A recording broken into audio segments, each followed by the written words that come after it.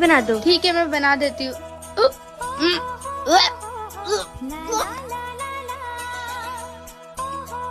Mummy, भाभी को उल्टी हो रही है। उल्टी हो रही है? मैंने टीवी में देखा है, जब किसी औरत को उल्टी होती है तो उसका मतलब वो प्रेग्नेंट होती है। रे भगवान, आजकल बच्चे टीवी से पता नहीं क्या क्या सीखते हैं। ऐसे नहीं बोलते पागल, जा यहाँ से। मैं देखती हूँ क्या हुआ है बहू को। क्या हुआ बहुरिया? जी माँ जी। तो उल्टी काहे हो रही है? पता नहीं माँ जी, मुझे भी समझ नहीं आ रहा है। कुछ गड़बड़ खा लिया था क्या बहुरिया? कहीं ये फूड पॉइजनिंग ना हो गई हो? हाँ माँ जी, मुझे भी ऐसा लग रहा है, शायद ऐसा हो सकता है। थोड़ा ध्यान दिया कर, अभी ये तेरे लिए नया नया घर है ना। मेरे को तो लग रहा है घर में छोटा बाबू आने वाला है। अरे चुप कर तू। हाँ क्या माँ जी, ननद जी सही कह रही है क्या? नहीं बहुरिया, ऐसा नहीं होता है। अभी तो 10-15 दिन तेरी शादी को हुए हैं। हाँ वही तो, ऐसे कैसे हो सकता है भला? तू आराम कर। जी माँ जी। चल बाहर। मम्मी जी आज खाने में क्या बनाऊं? भाभी आज छोले भटूरे बना दीजिए।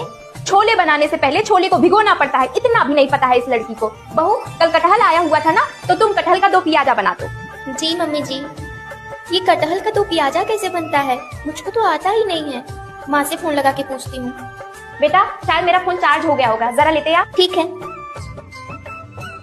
हेलो माँ, कटहल का 2 पियाजा कैसे बनता है? पहले कटहल को काट के उबाल ले।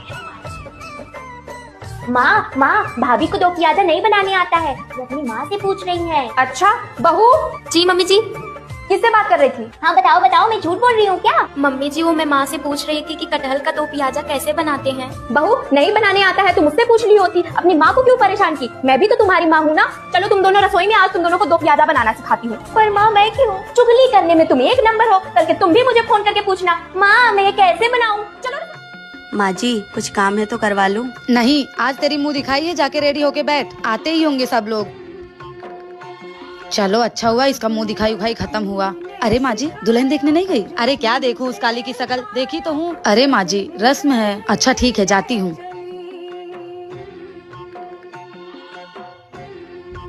पाए लागू मम्मी जी। अरे रहने दे, कोई जरूरत नहीं है। पैर छूने आई हैं। क्या देखूं तेरा काला चेहरा, देखी तो हूँ अब सगुनी। सही बोलूं तो तुझसे शादी करके फंस गई 10 लाख रुपए के चक्कर में। ये सब छोड़, चल अब घूंघट ऊपर कर। हे भगवान, ये देखो, कहाँ मेरा बेटवा हीरा जैसा और कहाँ ये कोयले की खदान। अच्छा ये ले गोरे होने की क्रीम, 6 महीना साल भर लगाएगी तो गोरी हो ही जाएगी। सुबह शाम लगाना है और डेली लगाना, ताकि इस परिवार से घुल मिल जाए। और कपड़ा उपड़ा उतारना नहीं अभी, और घर के लोग बाकी हैं अभी।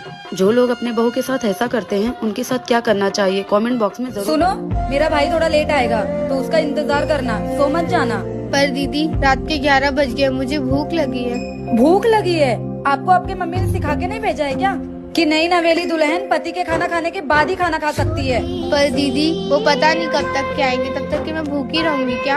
हाँ तो रहना ही पड़ेगा। जब हमारी शादी हुई थी ना तो हम भी ऐसे ही भूखे रहते थे। ठीक है दीदी, तब तक के मैं आराम कर लेती, जब तक के वो नहीं आते। आराम नहीं करना है, मेरे भाई का इंतजार करना है जब तक वो नहीं आ जाता। जी दीदी।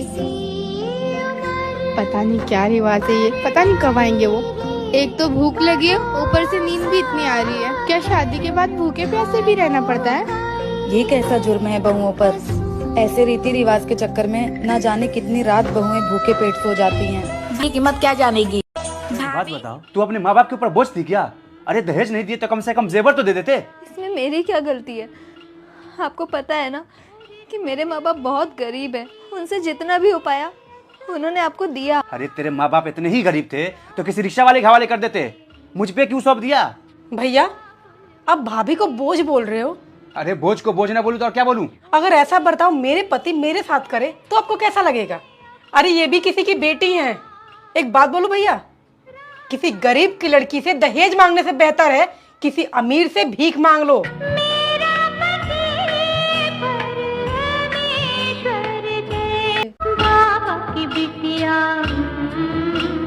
परिवार के दबाव में आकर किसी लड़की की जिंदगी बर्बाद न करे। अगर मैं सही हूं तो कमेंट में अपनी राय जरूर।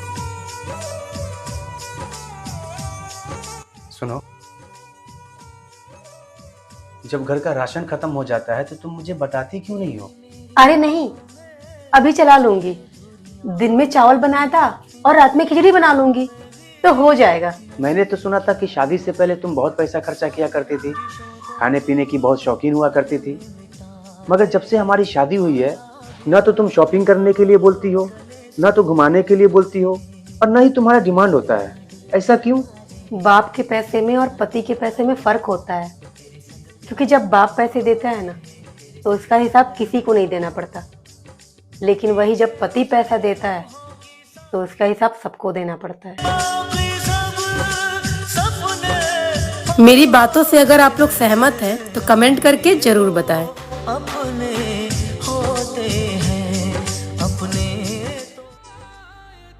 सुनो, खाना बन गया है, निकाल दूं आपके लिए?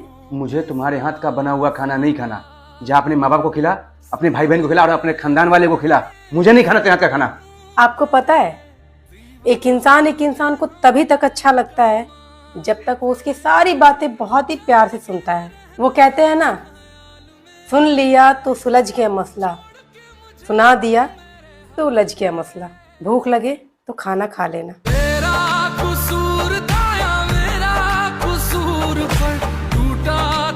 सुनो, मेरे लिए खाना निकालो। मैं अभी अभी बालकनी साफ करके आई हूँ और अभी झाड़ू लगा ही रही हूँ। अब मेरे हाथ ना बहुत गंदे हैं। एक काम कीजिए ना, आप खुद से खाना निकाल के खा लीजिए ना। पागल हो गई क्या? दिमाग खराब है तुम्हारा? मैं काम करूंगा? मेरे माँ बाप ने आज तक कोई काम नहीं करवाया मुझसे, और तुम मुझसे काम करवाओगी? तुम बोलोगी मुझे खाना निकालने के लिए? पता है तुम्हें मेरे माँ बाप ने कितने प्यार और नाजों से पाला है?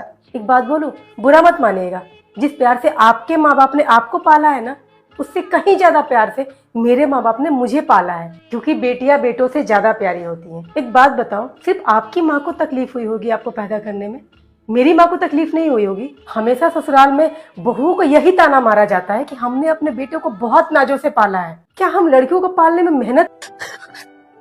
अरे बेटा, क्या हुआ? सुबह सुबह क्यों रो रही है? मम्मी जी, जब देखो ये मुझ पर बिना बात के चिल्लाते रहते हैं, जबकि मेरी कोई गलती भी नहीं होती। गलती तेरी ही है। हाँ, सारी गलती तेरी ही है। मेरी गलती? मैंने क्या किया है? तूने क्या किया है? तू चुप करके सब कुछ सहन करती है, ये सबसे बड़ी गलती है तेरी। तेरे माँ बाप ने तुझे इतना अच्छा पढ़ा लिखा के भेजा है, शादी तेरी कर दी, पर तुझे ये नहीं सिखाया कि चुपचाप बर्दाश्त नहीं किया करते कुछ भी। आज वो तेरे ऊपर चिल्लाता है, कल को तेरे ऊपर हाथ भी उठाएगा। करती रहेगी बर्दाश्त? आप सही कह रहे हो मम्मी, अब मैं ये टॉर्चर नहीं सहूंगी। हाँ, चुप हो जा।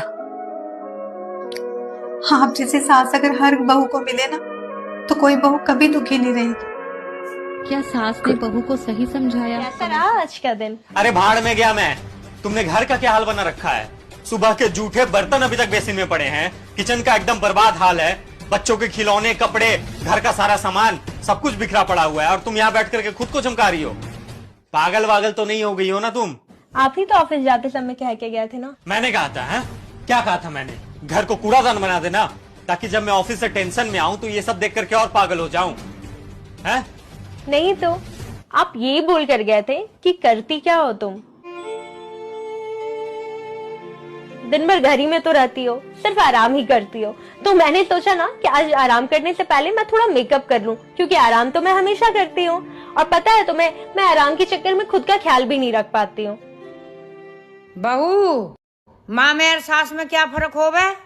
मम्मी जी, माँ मरने नहीं देती और सास जीने नहीं देती। जब बहू माँ बनने वाली होती है तो सास कहती है, जितना हो सके काम करो ताकि डिलीवरी में कोई परेशानी ना आए। छोटी छोटी बात पर डॉक्टर के पास जाने की जरूरत नहीं।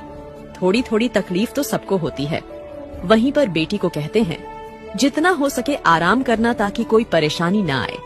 समय समय पर डॉक्टर के पास जाना और अच्छे से खाते पीते रहना ताकि बच्चा स्वस्थ पैदा हो। यदि आप मेरी बात से सहमत हो तो वीडियो को बेटी बचाओ बेटी पढ़ाओ, इस बात में थोड़ी सुधार लाओ। बेटी बचाओ और बेटी को कम से कम इतना पढ़ाओ कि जब उसे भविष्य में पैसों की जरूरत पड़े तो वह खुद कमाकर खा सके, न कि किसी के बेटे को झूठे आरोप में फंसाकर उसकी मेहनत की कमाई खा सके।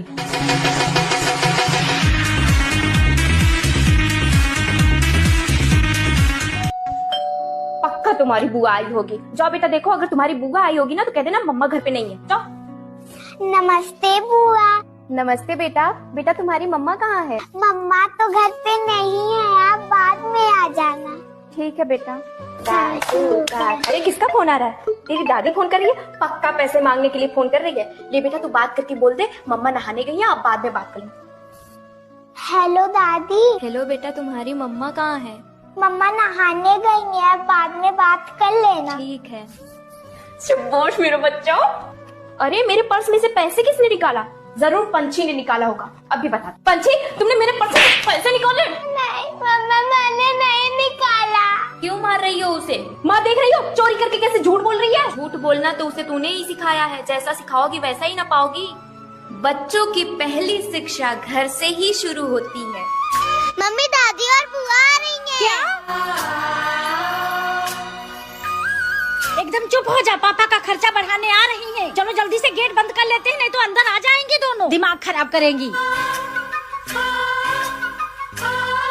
पोती गेट खोलो बेटा। देखो बेटा, मैं गांव से आई हूँ, अचार लाई हूँ तुम्हारे लिए। भाभी, भैया, सृष्टि कहाँ हो? अरे बेटा 3-4 घंटा हो गए हमको यहाँ पे खड़े हुए, कोई गेट ही नहीं खोल रहा है। क्या करे, यहीं पे बैठ जाए क्या? अरे मैं इन लोगों को बहुत देर से देख रहा हूँ, गेट पे बैठी हुई हैं। काम करता हूँ, इनसे पूछ लेता हूँ क्या बात है। क्या हुआ अम्मा, मैं इतनी देर से देख रहा हूँ आप लोग गेट पे बैठी हुई हैं। हाँ बेटा, बहू बेटा की आए थे, लेकिन कोई गेट ही नहीं खोल रहा है। एक काम करिए, आप दोनों लोग मेरे साथ मेरे घर चलिए, मैं कुछ करता हूँ अभी। ठीक है बेटा। बेटा पिछली बार दादी आई तो पापा से चुगली कर दी थी, और